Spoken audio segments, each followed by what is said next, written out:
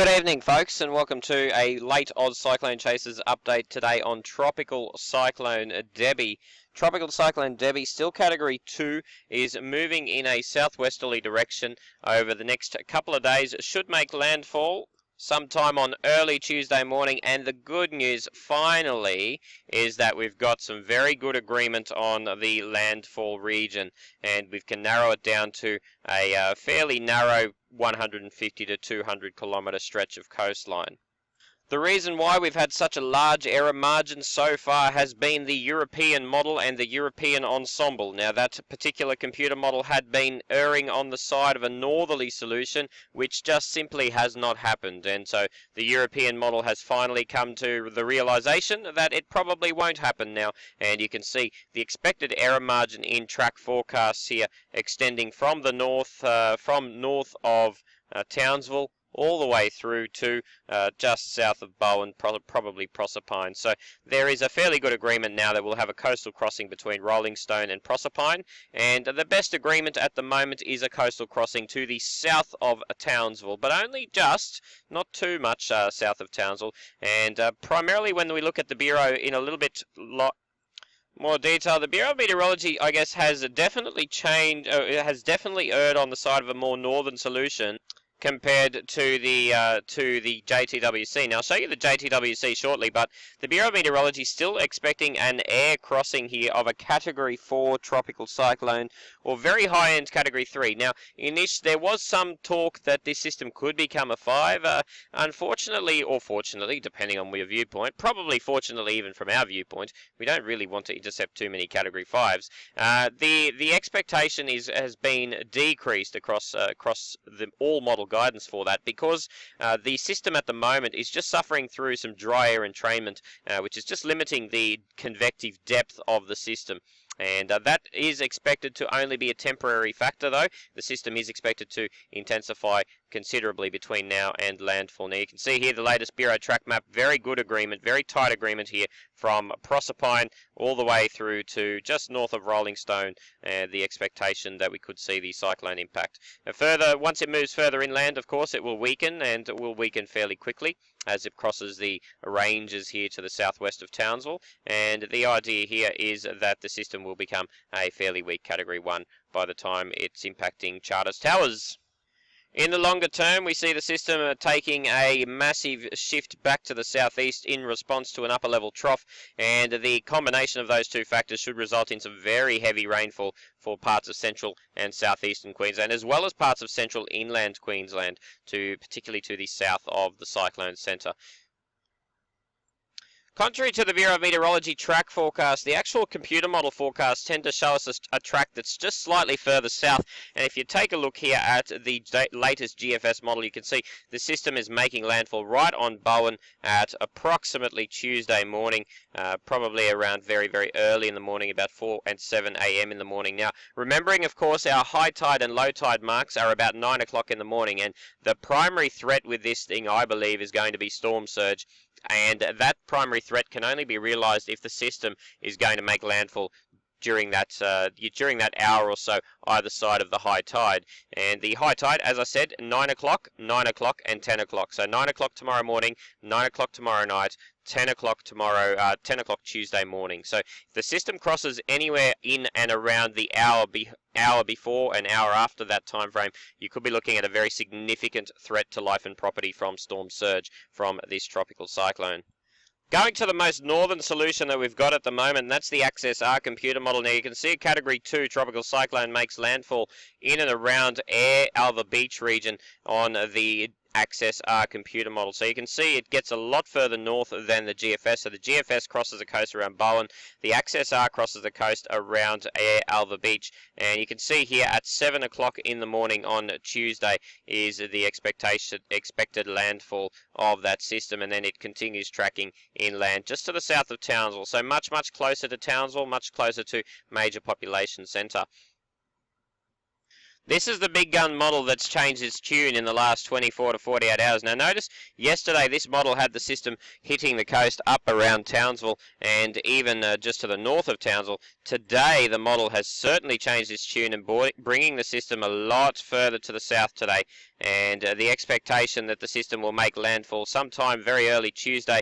And if we take a look at where the system makes landfall here, you can see that right over Bowen or Abbott Point is where the system makes landfall, and we see some of the really strong winds associated with the system here, anywhere from 50 to 80 knots if you're around that system core. And generally you can see fairly strong winds to the north as well, so it's going to be one of those systems that, while primarily when we look at the wind field it's certainly much greater to the south, there is still a fair wind field to the north of this cyclone, and that's something that's not there at the moment, but it's something that is expected to develop with this system over the next little while. You can see the system then makes landfall just to the west of Bowen, and this is now almost high tide mark. And then as we go into high tide mark, thankfully the system is inland. But notice here that we're still getting 50 to 55 or 50 to 60 knots even of winds coming in from the north on the northeastern quadrant of this system, and even all the way down to around the Whitsunday Islands, you're getting 35 to 50 knot winds coming through. Now these are sustained winds, of course. Remember, when we're talking wind gusts, they're going to be even stronger than that. If we take a look at wind gusts, for example, just to give you an estimation of those, you can see that we're getting wind gusts up to about 100 knots. That's 160 kilometers an hour, folks, up around Broome, and getting down into the area around Proserpine, around the Whitsundays, you're still looking at 50 to 70 knots there in terms of wind gusts. So very significant system. If we just take it back a step to where it's about to make landfall, so you can see that we're getting westerly winds here. Even around Townsville, you could be seeing gusts up to about 100 kilometers an hour, even if the system hits the coast around Bowen, and that's something that we need to note. Also here, notice these really strong winds up around Cairns. Now this is easy to miss, so you Cairns folks who think nothing's going to happen, understand that because you're on the north side of a system and the system is hitting the coast overnight or early in the morning, you'll get these katabatic winds coming off the mountain ranges here. And if you're close to those mountain ranges, so if you're in Cairns' western suburbs, expect to see damaging winds up to about 100 kilometers an hour possible coming off those mountain slopes. So not technically totally associated with the circulation, but it's certainly, if the circulation wasn't there, you wouldn't be getting those winds. So these are secondary effects of the tropical cyclone, the katabatic winds coming across the northeastern parts of Queensland. So just be aware of that, even if you're outside the warning area, and the Bureau may decide to issue a separate severe weather warning for those winds if they deem it necessary as we get closer to the time frame. But you can see certainly 100 to 115 knots is the maximum, 100 to 120 knots is the maximum intensity of this system. Certainly up around the Category 4 range, but probably a little bit on the lower end of the Category 4 range. Now this is the most damaging potential part of the forecast, is as the system makes landfall, are these winds coming in, piling the water up from the northeast here, coming in towards the southwest at around that 100 to 115 knot range. We're looking at those maximum winds. So let's zoom out and let's have a look at rainfall across the region on Monday. During the morning, you can see some fairly significant shower activity now developing along the Whitsundays and around the Mackay coastline as we go into Monday early in the morning. As we go through the mid-morning period here, conditions starting to deteriorate by mid-morning and into the early part of the afternoon. Conditions certainly deteriorating along the coastline. Anywhere to the south of Bowen at this stage. Anywhere north of Bowen, you're still looking at reasonable conditions. You're still looking at drizzly shower activity, of course, but certainly nothing that would you would automatically assume cyclone, but certainly things will ramp up very quickly, especially if this system is tracking in a more westerly direction as it approaches landfall. You'll find that things will ramp up extremely quickly, both rainfall-wise and wind-wise, on that western edge of the cyclone. Now you can see now as we go into 6 p.m. tomorrow night, expecting to see some very significant rainfall developing on those Mackay ranges and getting up through to the Whitsundays area. You can see here around the Townsville, Cairns area, not much happening here, maybe a couple of showers, but you're getting southwesterly winds, and those southwesterly winds aren't very moist at all. As we go into 10 p.m. here, you can see some very significant rainfall coming onto the coast now around the Whitsundays, and also around all the way south to probably about St. Lawrence at this stage. Still some shower activity and possibly some moderate falls developing around the Capricornia region too, as the system comes in towards the coast on Monday night. Early morning on Tuesday, of course, things deteriorating dramatically here across the central parts of Queensland, from Mackay all the way, also from St. Lawrence all the way up to around about Ayr, and you can see some very significant rainfall developing, particularly on that southwestern quadrant here, with up to about 100 millimeters over 3 hours is expected as we go into the early part of the morning. So see, if you live in this area here around Ayr, Alva Beach, down towards Guthalunga, Gumloo, possibly even as far as Bowen, conditions will deteriorate extremely rapidly, and now even Townsville starting to get in on the act on Tuesday morning here with the development of possibly close to gale force winds. If we take a look at the wind strengths here, you can see Townsville currently experiencing, or by that stage on Tuesday morning, experiencing 50 to 60 kilometre an hour sustained gales, or sustained winds I should say, and certainly if you're around that eye, you're experiencing anywhere from around 100 to 150 kilometre an hour sustained winds, and then obviously gusts up to that 200 kilometre an hour mark. You can see unless the system goes a lot further to the north here, Townsville, you're probably going to be spared a lot of the worst of this, and it looks as though winds will probably just stick up around that 50 to 60 kilometre an hour mark, never really get going past that. In fact, you might get the strongest winds well after the system has hit the coast, and when you get those northerly winds coming in, you might get them coming in at 50 to 70 kilometres an hour, gusting up to well over 100 kilometres an hour. And look, in that sort of scenario, you would think that things like schools and that sort of thing would be shut. You wouldn't want kids going to school on a 100 kilometre an hour a day, or a wind day, certainly around the region. So there is the opportunity there for schools to be shut well away from the centre of the system.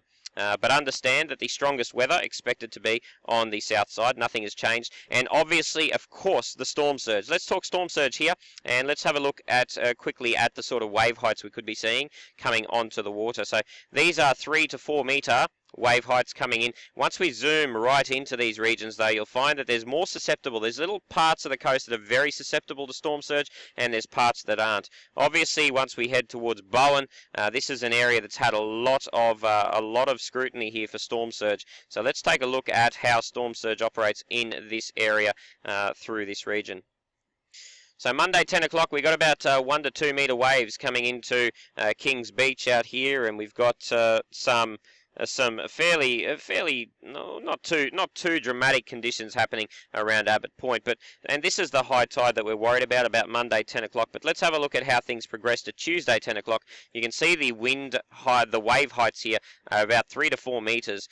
So that's 3 to 4 metres on top of your astronomical tide, which can be quite significant, of course, when we're starting to talk storm surge. Now, obviously, not all of those waves are going to make it all the way inland, so you can't just add 4.2 metres to your high tide mark, but certainly you would expect at least half of that value to be added around about your astronomical tide. So you'd be looking at a 3 metre tide plus probably a 2 metre surge in that type of scenario. So you're looking at a very significant surge potential across this region here, especially once we get those onshore winds. Now at this stage, it's all very heavily dependent, of course, on when the system makes landfall as to how this surge comes on shore. Now remember, if you're looking at further north areas, so here around Townsville, you've got still significant wave heights, and if we take a look at some of those wave heights here, you can see still 3 metre wave heights, but the problem is, or the good news is, that these wave heights are going parallel to the coastline, so there's no real surging effect happening across the Townsville coastline. The system has hit inland further south towards Bowen, and at no stage, if you're up there around Townsville, is storm surge really an issue with the winds never really piling the water onto the mainland. Look, tides may be higher than normal a little bit, especially once the system has crossed the coast. You may get some water piling up on this area, but it'll be fairly insignificant when we're talking about storm surge heights. Now remember, don't just add the wave heights to the actual astronomical tide. That's not the way to go about it. We're not going to drown everyone in Bowen. That's not the case. Okay, so it's a little bit more complex than that. But you need to understand that we are expecting these very strong, very high waves coming through with that system. And if we can understand that concept, we can then start to the professional people, at least, that the meteorologists and oceanographers at least can start to hone in on exactly how big this storm surge could be. But you can see how much, I guess, the barrier reef can really save us here. Look at some of these wave heights when we get just outside the reef. You're looking at 10 metre waves, really strong waves here. And once you go inside the reef, those wave heights decrease to half or less than half, which is quite a significant decrease just because, thankfully, our reef exists. So our rain hotspots are fairly similar on every computer model, so I'm pretty comfortable showing you these ones because they're pretty well reflected on every other computer model too. So you're looking at this area around the Proserpine, Whitsundays, Bowen region. You're probably going to see some of the strongest rainfall potential, getting up to 300, 350 millimetres. Some places even getting up to 500 millimetres on the hinterland ranges to the northwest of Mackay. You can see Mackay probably getting quite a fair bit of rain out of this too, 200 to 300 mils, and getting down even into St. Lawrence, looking at up to 100 mils. Once we get on the central coast region, still looking at some fairly significant rainfalls here over the next 3 days across central Queensland as well. Up through the Townsville area, expecting to see somewhere between 100 and 150 mils. There could be quite a strong, rainfall gradient between the northern suburbs of Townsville and the southern suburbs of Townsville. Could be looking at anywhere from 50 to 150 millimetre type gradient here in terms of rainfall from north to south. Up through Cairns, absolutely bugger all happening there rainfall wise, but just be careful. Those winds, those katabatic winds, particularly on those western suburbs, can really pack a punch, and an unexpected punch. So please don't say, oh, where were you, OCC? We didn't tell us. We are telling you now that we are expecting to see some katabatic winds through this region, and be aware that they can be damaging, possibly even at times destructive, depending on how strong they come down that mountain slope. What's very interesting, I think, for a lot of southeast Queenslanders is the opportunity in days 3 to 6 to see some very heavy falls developing in the central coast region, so around Bundaberg, Gladstone, places further southwards through into the Sunshine Coast region, expecting to see possible falls of up to 100 to 200 millimetres there as well. So very interesting rainfall into the future across these regions, because that system, as I say, once it hits the coast, is expected to then stall and push towards the southeast, and as it does so, expected to create some very heavy falls through this region. For northern Queensland, that will have very little effect on you. That system pushing away will have very little effect on you, and you'll only see some very isolated showers and storms through this region. As I say, the cut-off tomorrow and Tuesday is certainly around the Townsville coastline. Just south of that coastline, looking at some very significant rainfall. Just north of that coastline, looking at almost zilch.